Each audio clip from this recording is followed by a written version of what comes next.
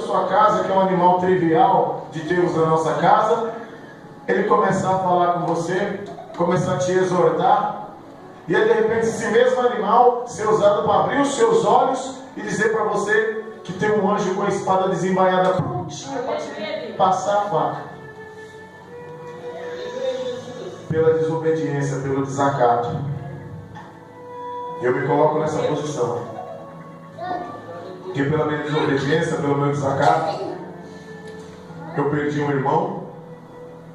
Pela desobediência, pelo meu desacato, eu passei pelo cárcere 2 vezes. Pela desobediência, pelo meu desacato, tive irmão que meu foi preso.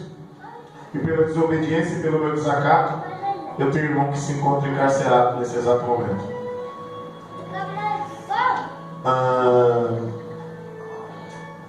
E quando a gente coloca uma situação dessa nas mãos do Senhor, a gente fala assim: acho que eu já perdi demais.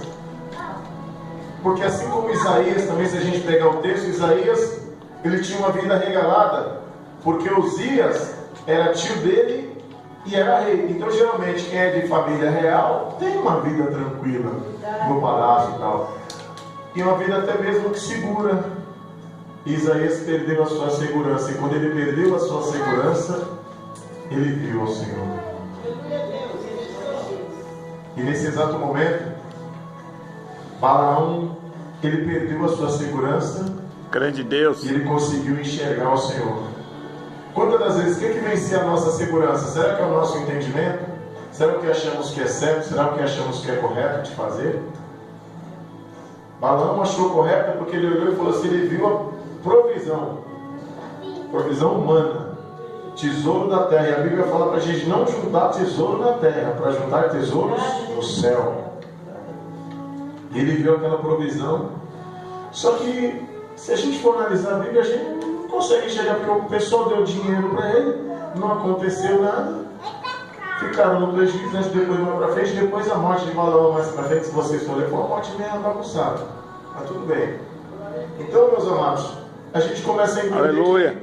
Que pela nossa falta de audição é mais fácil. Você quer ver? Você está na prova, você está na luta.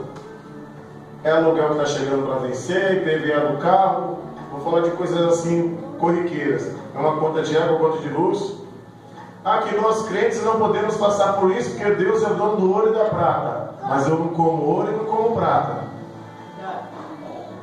Eu prefiro crer que Deus é o Criador do céu e da terra, porque é da terra que sai o ouro, do céu que sai a prata, e é através da terra que germina a semente para que eu possa me alimentar.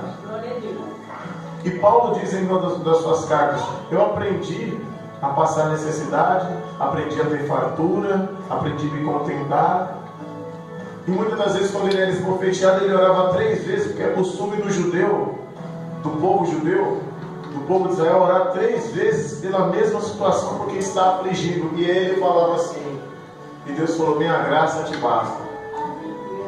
A graça, favor e merecido, a providência do Senhor nos momentos mais difíceis de nossa vida. Glória a Deus.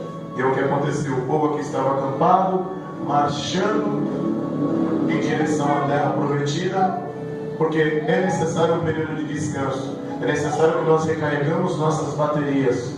É necessário que nessa segunda, que nas próximas segundas, é necessário que nos domingos, nos dias de culto, nós nos acampamos como o povo de Israel estava acampando. E pode ver que eles estavam acampando. Os israelitas partiram e acamparam nas campinas de Moabe, para além do Jordão, perto de Jericó. Eles procuraram um lugar agradável para permanecer, uma campina onde tem água, onde tem sombra para poder permanecer, para poder refazer as suas forças, para poder caminhar, mas sem esquecer das investidas do mal, porque eles tinham uma batalha para passar pela frente, tinham povos para poder solicitar muitas vezes até passagem, co-irmãos, como se diz assim, e as pessoas muitas vezes falam: não, você não vai passar por aqui. E Deus fala: vai.